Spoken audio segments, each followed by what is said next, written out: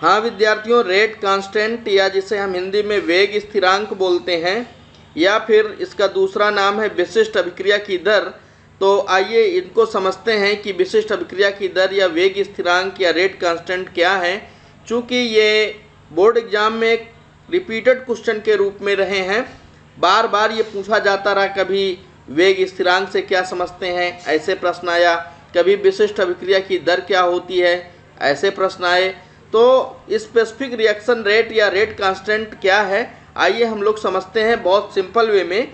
देखिए एक रिएक्शन ले लेता हूँ, ए कन्वर्टेड इनटू बी।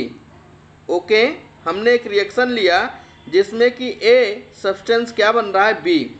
अब देखिए जब t इज इक्वल टू हमारा 0 होगा, यानी कि जब रिएक्शन स्टार्ट नहीं हुआ होगा, तो उस समय ए की जो कंसंट्रेशन होगी वो हाईएस्ट होगी। और जब हाईएस्ट होगी तो हम मान लेते हैं कि उस समय ये ए मोल पर लीटर है। कितना है, ए मोल पर लीटर। तो भाई जो अपना प्रोडक्ट है ये बी, इसकी जो कंसंट्रेशन होगी ये स्पष्ट है 0 मोल पर लीटर होगी। क्यों? क्योंकि भैया रिएक्शन स्टार्ट ही नहीं हुआ है ना। तो इस रिएक्शन में क्या होगा, जब t इज इक्वल टू 0 होगा तो उस समय ए की कंसंट्रेशन ए मोल पर लीटर और बी की कंसंट्रेशन 0 मोल पर लीटर होगी, राइट। अब अगर हम टी टाइम व्यतीत कर देते हैं, यानी आफ्टर टी टाइम या टी समय के बाद, तो टी समय के बाद क्या होगा भाई, इस ए से कुछ मात्रा जो है वो निकलेगी और निकल करके मान लेते हैं वो यक्स मात्रा है, यक्स मात्रा निकलेगी। तो इसके जो कंसंट्रेशन बचेगा वो होगा ए माइनस यक्स मोल पर लीटर, और जितनी मात्रा निकलेगी उतनी ही मात्रा ये उत्पाद की बन जाएगी, यानी यक्स मोल पर लीटर इसकी सांद्रता हो जाएगी, राइट। अगर हम यहाँ पर द्रव्यानुपाती क्रिया नियम लगा दें, द्रव्यानुपाती क्रिया नियम या जिसे हम सक्रिय द्रव्यमान का नियम कहते हैं, ठीक है, द्रव्यानुपाती क्रिया नियम या जिसे हम कहते हैं सक्रिय द्रव्यमान का नियम, अगर इसको लगा देते हैं, सक्रिय द्रव्यमान का नियम आप लोगों ने 11th में पढ़ा है, तो अगर इसको लगाएंगे तो क्या होगा भैया, जो अभिक्रिया की दर होगी वो अभिकारी पदार्थ के सांद्रता के अनुक्रमानुपाती होगी। यानी किसके अनुक्रमानुपाती, a माइनस एक्स के अनुक्रमानुपाती होगी। और ये जो अभिक्रिया की दर है, यहाँ जो ये r है, r से अभिप्राय हम हमेशा किससे लेते हैं, तात्क्षणिक अभिक्रिया की दर। और दोस्तों अगर तात्क्षणिक अभिक्रिया की दर, औसत अभिक्रिया की दर, इनके बारे में कोई कन्फ्यूजन है, कोई दुविधा है, तो आप पिछला वीडियो देख सकते हैं और बहुत बढ़िया ढंग से इसको हमने एक्सप्लेन किया है, तो उसको आप देखिए और देख करके जो है अपनी समझ को बेहतर बनाइए। तो तात्क्षणिक दर होता है भैया dx बाई dt। मैं यहाँ पर आता हूँ, r को हम लिख सकते हैं dx बाई dt। तो ये किसके प्रोपोर्शनल होगा, ये प्रोपोर्शनल होगा a माइनस एक्स के, right.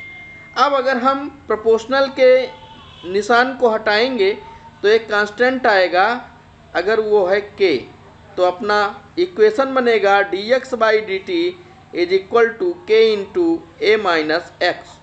Okay, what is k? k को ही कहते हैं भैया वेग स्थिरांक। इसी को क्या कहते हैं, हाँ इसी को कहते हैं वेग स्थिरांक या इसी को कहते हैं विशिष्ट अभिक्रिया की दर, स्पेसिफिक रिएक्शन रेट। ओके, इसी को कहते हैं। अब यहाँ पर अगर हम a माइनस एक्स को मान लें कि ये 1 मोल पर लीटर है, क्या मान लें, ये इकाई सांद्रता है, एकांक सांद्रता है, तो उस समय अपना ये इक्वेशन बन जाएगा dx by dt is equal to k, right. यानी विशिष्ट अभिक्रिया की दर क्या है, अगर अभिकारी पदार्थ की सांद्रता इकाई सांद्रता है, ठीक है, या अगर अभिकारी पदार्थ की सांद्रता इकाई सांद्रता है, ये कौन सी सांद्रता, इकाई। तो अगर अभिकारी पदार्थ की सांद्रता इकाई सांद्रता, तो उस समय होने वाली अभिक्रिया की दर को ही क्या बोलते हैं, विशिष्ट अभिक्रिया की दर, या इसे ही कहते हैं रेट कांस्टेंट या वेग स्थिरांक, ठीक है।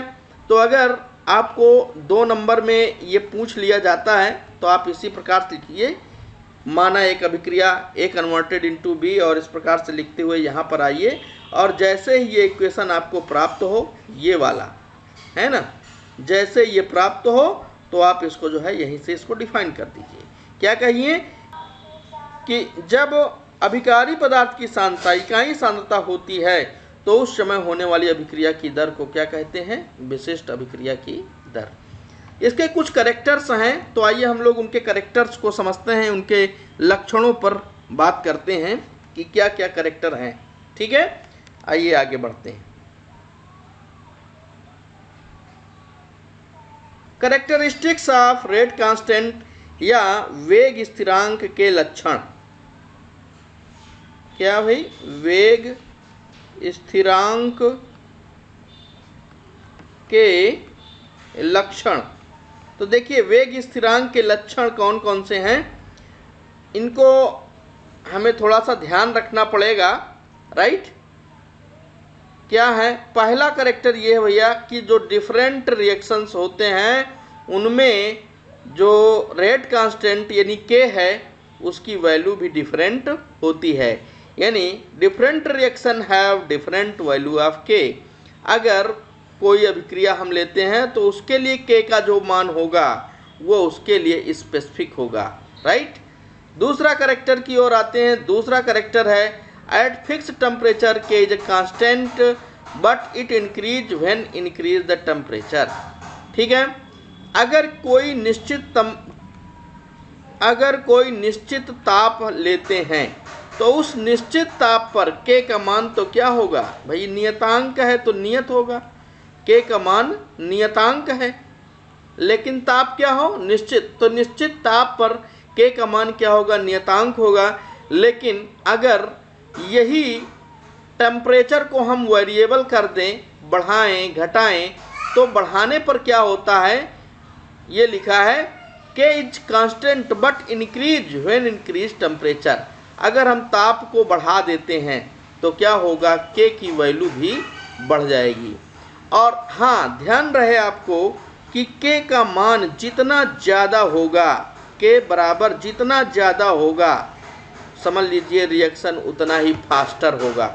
रिएक्शन क्या होगा? उतना ही तेज होगा। संघट्ट सिद्धांत भी यही बोल रहा था।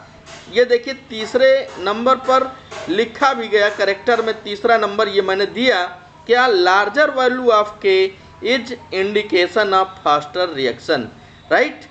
अगर कोई रिएक्शन बहुत ही तीव्र है, इसका मतलब ये उसमें के की वैल्यू क्या है?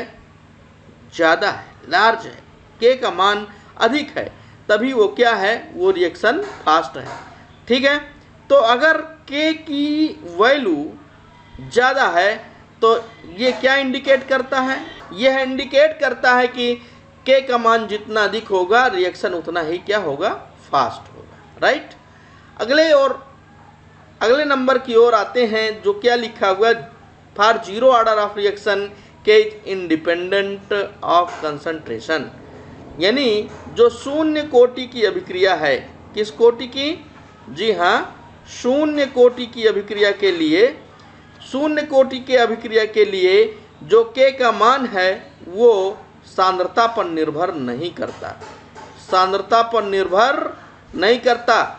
आपको अभी मैं आगे पढ़ाता हूँ। शून्य कोटि के रिएक्शन का मतलब ही होता है कि हाथी अपने चाल से चलेगा, कुत्ते भौंकते रहें, यानी उसका जो रिएक्शन है वो किसी अन्य कारक पर डिपेंड नहीं करेगा, वो जितना है उतना ही रहेगा, है ना।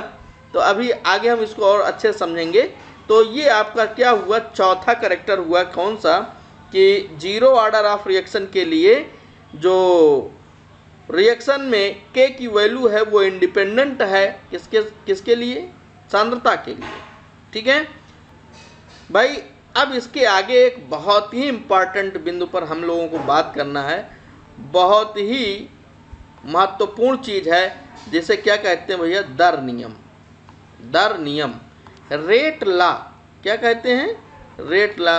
तो आइए अगले पेज पर चलते हैं। रेट लॉ, ये देखिए, रेट लॉ अथवा रेट इक्वेशन, जिसे हिंदी में बोलेंगे दर नियम या दर समीकरण। ये क्या है? दर समीकरण क्या है भैया? प्रायोगिक प्रेक्षणों से ज्ञात होता है कि अभिक्रिया की दर अभिकारकों के खपत के साथ कम होती जाती है, अतः ये सांद्रता से संबंधित है। बिल्कुल भाई, प्रायोगिक आंकड़े ये कहते हैं कि जब अभिक्रिया में अभिकारक पदार्थों की सांद्रता ज़्यादा होती है तो अभिक्रिया क्या होती है, तीव्र होती है, और जैसे जैसे सांद्रता कम होती जाती है अभिकारक की, अभिक्रिया की दर भी कम होती जाती है। तो ये सांद्रता से संबंधित है ही, यानी अभिकारकों की सांद्रता पर लगाए गए घात के सीधे समानुपाती होते हैं। यानी जो ये R होता है ये क्या होता है, अभिकारक हम ले लेते हैं कोई, जैसे रिएक्शन लिया A + B make product, right. तो ये रिएक्शन के लिए अगर हम यहाँ पर दर समीकरण लिखें तो भाई R जो होता है वो प्रोपोर्शनल होता है active mass of A into active mass of B। अब इसकी पावर x हो जाएगी, इसकी पावर कोई अलग चीज़ y हो जाएगी। ओके, तो ये जो है, और हाँ ये x और y की वैल्यू प्रयोग से हमको प्राप्त होगी, right.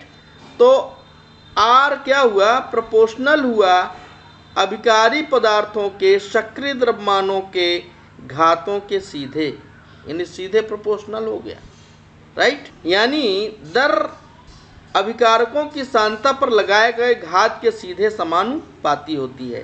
R proportional active mass of A की पावर जो भी होगी वो प्रयोगों द्वारा निर्धारित होगी। अगर x हो सकता है, x की वैल्यू कुछ भी हो सकती है, राइट। ये क्या होता है, दर समीकरण। और अभी आप देखेंगे कि दर समीकरण में घातों के योग को ही क्या कहते हैं, अभिक्रिया की कोटि। आगे तो